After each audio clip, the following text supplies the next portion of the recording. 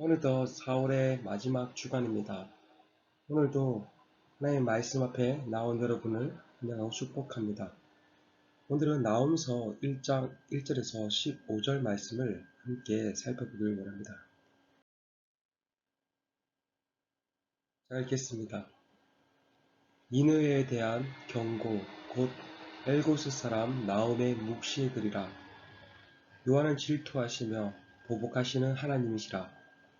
요한은 보복하시며 진노하시되 자기를 거스르는 자에게 요한은 보복하시며 자기를 대적하는 자에게 진노를 품으시며 요한은 노하시기를 더디하시며 권능이 크시며 벌 받을 자를 결코 내버려 두지 아니하시느니라. 요한의 길은 해오리 바람과 강풍이 있고 구름은 그의 발의 티끌이로다. 그는 바다를 꾸짖어 그것을 말리시며 모든 강을 말리시나니 바산과 갈멜이 쇠하며 레바논의 꽃이 시드는 듯하. 그로 말미암아 산들이 진동하며 작은 산들이 녹고 그 앞에서는 땅 곧 세계와 그 가운데 있는 모든 것들이 솟아오르는도다. 누가 능히 그의 분노 앞에 서며 누가 능히 그의 진노를 감당하랴. 그의 진노가 불처럼 쏟아지니 그로 말미암아 바위들이 깨지는도다. 요한은 선하시며 한란날의 산성이시라. 그는 자기에게 피하는 자들을 아시느니라. 그가 범람하는 물로 그곳을 진멸하시고 자기 대적들을 흑암으로 쫓아내시리라. 너는 여호와께 대하여 무엇을 꾀하느냐? 그가 온전히 멸하시리니 재난이 다시 일어나지 아니하리라. 가시덤불같이 엉클어졌고 술 마신 것 같이 취한 그들은 마른 지푸라기같이 모두 탈 것이거늘 여호와께 악을 꾀하는 한 사람이 너희 중에서 나와서 악한 것을 권하는도다. 여호와께서 같이 말씀하시기를 그들이 비록 강하고 많을지라도 반드시 멸절당하리니 그가 없어지리라. 내가 전에는 너를 괴롭혔으나 다시는 너를 괴롭히지 아니할 것이라. 이제 내게 지은 그 멍에를 내가 깨뜨리고 내 결박을 끊으리라. 나 여호와가 내게 대하여 명령하였나니 내 이름이 다시는 전파되지 아니할 것이라. 내가 내 신들의 집에서 새긴 우상과 부은 우상을 멸절하며 내 무덤을 준비하리니 이는 내가 쓸모없게 되었음이라. 볼지어다 아름다운 소식을 알리고 화평을 전하는 자의 발이 산 위에 있도다. 유다의 내 절기를 지키고 내 세원을 갚을지어다. 악인이 진멸되었으되 그가 다시는 내 가운데로 통행하지 아니하리라 하시니라. 아멘. 오늘부터 살펴보게 될 말씀은 나훔서입니다. 나훔서는 지난 주간 살펴본 요나서의 후속편이라 불립니다. 요나서와 나홈서는 모두 아수르를 향해 선포된 하나님의 말씀이라는 공통점을 가지고 있습니다. 그러나 이 두 성경에 큰 차이도 있습니다. 요나서는 아수르를 향한 하나님의 사랑과 구원에 관한 메시지를 담고 있다면 오늘 살펴볼 나홈서는 아수르를 향한 하나님의 심판과 저주의 메시지를 담고 있습니다. 지난 주간 우리가 살펴보았듯이 요나서를 보면 선지자 요나는 아스르의 수도 니느웨에 가서 하나님의 심판의 메시지를 전하였습니다. 이때 모든 니느웨 사람들은 이 메시지를 듣고 회개하여 구원을 얻게 되었습니다. 그러나 그 뒤로 약 100년이 지난 뒤 그 성읍은 다시 제약과 포악으로 가득하였고 교만이 극에 달하였습니다. 당시 아수르는 중동 지방의 절대 강자로 군림하고 있었습니다. 많은 지역들을 점령하였고 매우 포악하고 잔인하게 군림하였습니다. 주전 722년에 북이스라엘을 점령하였을 뿐만 아니라 남유다도 호시탐탐 노리고 쳐들어왔습니다. 남유다 입장에서는 아수르의 존재는 매우 두려움과 공포의 대상이었습니다. 또한 이 아수르는 수도 니느웨는 천혜의 입지 조건을 갖추고 있었고 군사력도 매우 막강하였기에 그들은 아수르의 영광이 영원히 지속될 것이라 생각했습니다. 그러나 하나님은 나훔 선지자를 통해 제약된 아수르를 심판하시겠다고 선언하십니다. 전성기를 달리는 아수르 또한 곧 멸망하게 될 것이라고 말씀하십니다.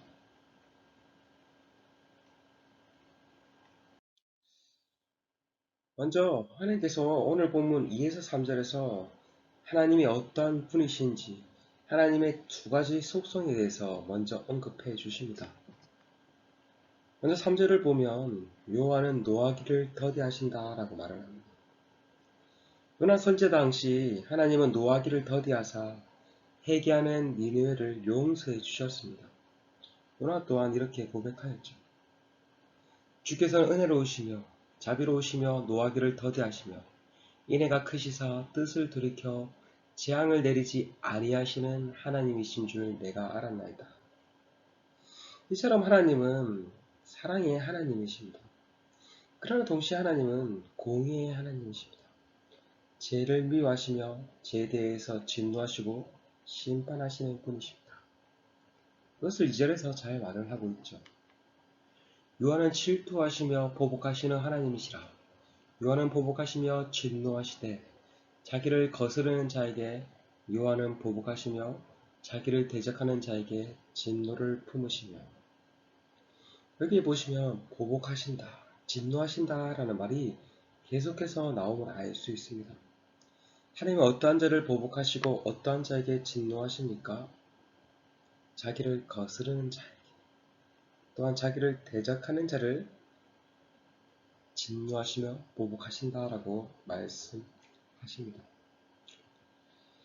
이처럼 하나님은 죄악된 니느웨를 심판하실 것입니다. 이러한 하나님의 심판은 너무나도 강력합니다. 이러한 하나님의 심판은 너무나도 강력합니다. 4에서 5절을 보면 견고함과 영원함을 자랑하는 자연도 하나님 앞에 굴복한다라고 말합니다. 하나님께서 큰 음성을 한번 발하시면 바다와 강이 마르고 산들이 진동하고 요동한다고 말을 합니다. 그리고 6절을 보시면 하나님의 분노 앞에 서서 그것을 감당할 자가 아무도 없다. 누가 그 하나님의 진노를 감당하랴라고 말씀합니다. 마찬가지로 그 아무리 강력한 아수르라 할지라도 이 하나님의 진노와 심판을 앞에 설 수가 없다라는 말입니다. 하나님께서 아수르를 완전하게 심판하실 것이라 말씀하시죠. 9절에 보시면 그가 온전히 아수르를 멸하리니 그들은 마치 지푸라기 같이 탈 것이며 여호와께서 이같이 말씀하시기를 그들이 비록 강하고 많을지라도 반드시 멸절을 당할 것이니 그가 없어지리라 라고 말씀합니다. 이처럼 하나님은 원수 아수르를 심판하십니다. 그러나 하나님은 하나님의 백성들을 구원하실 것이라고도 말씀하십니다. 7절입니다. 여호와는 선하시며 환난날의 산성이시라. 그는 자기에게 피하는 자들을 아시느니라. 하나님은 하나님을 대적하는 아수르들을 완전히 심판하실 것이지만 하나님께 피하는 하나님의 백성들을 구원해 주실 것입니다. 원수에 대한 심판과 하나님의 백성에 대한 구원, 이것이 나홈서의 주제입니다. 아니 성경 전체에 흐르고 있는 일관된 주제이기도 하죠. 특별히 시편 1편 6절은 이것을 잘 말해주고 있습니다. 무릇 의인들의 길은 여호와께서 인정하시나 악인들의 길은 망하리로다. 우리말 성경은 여호와께서 인정하신다라고 번역했지만 본래 이것은 여호와께서 아신다라는 말입니다. 오늘 보면 7절에서 여호와께 피하는 자들은 아시느니라 라고 할 때 그 아신다와 같은 동사입니다. 실험 하나님은 의인들은 다 알아주십니다. 특별히 믿음으로 얻게 된 우리 성도들의 삶을 다 아십니다. 우리의 삶을 인정해 주십니다. 그러나 악인들, 불신자들의 삶은 단 하루도 하나님의 손에 계수되지 않습니다. 단 하루도 그들의 삶은 인정되지 않습니다. 그들이 어떠한 성취를 이뤘다 할지라도 하나님 보시기에 그것은 아무것도 아닌 인생입니다. 허망한 인생인 것이죠.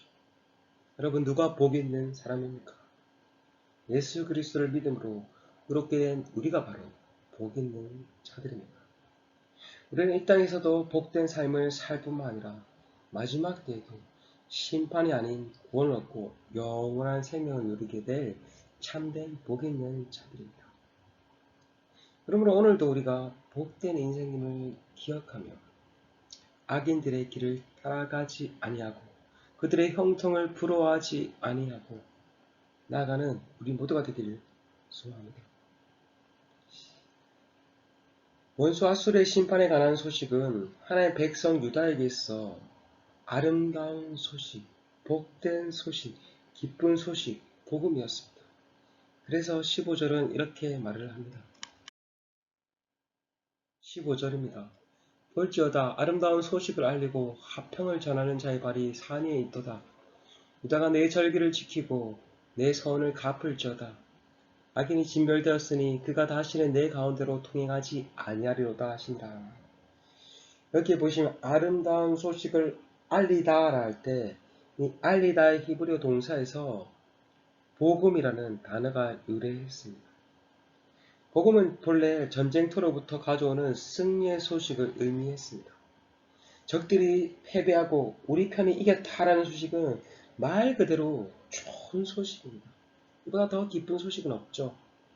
신약에서 이 표현이 예수님의 사역을 통해 온 인류에게 미칠 구원을 의미하게 됩니다. 그래서 마가복음은 예수 그리스도의 소식을 가리켜 복음이다라고 가장 먼저 시작을 하고 있죠. 예수님의 십자가와 부활 사건을 통해 악한 권세가 심판을 받고 우리가 구원을 얻게 되었습니다. 예수님의 그 다시 오심을 통해 악이 완전한 심판을 받고 우리의 구원이 완성될 것입니다. 이것이 바로 복된 소식, 우리에게 있어 아름다운 소식, 복음이지 않습니까? 오늘도 우리가 이 원수를 심판하시고 우리를 구원하시는 그 하나님의 그 구원의 복된 소식으로 인해 감사하며 감격하며 나가기를 원합니다. 그리고 그 복된 소식을 날마다 증가하는 삶을 살아가는 우리 모두가 되기를 소망합니다.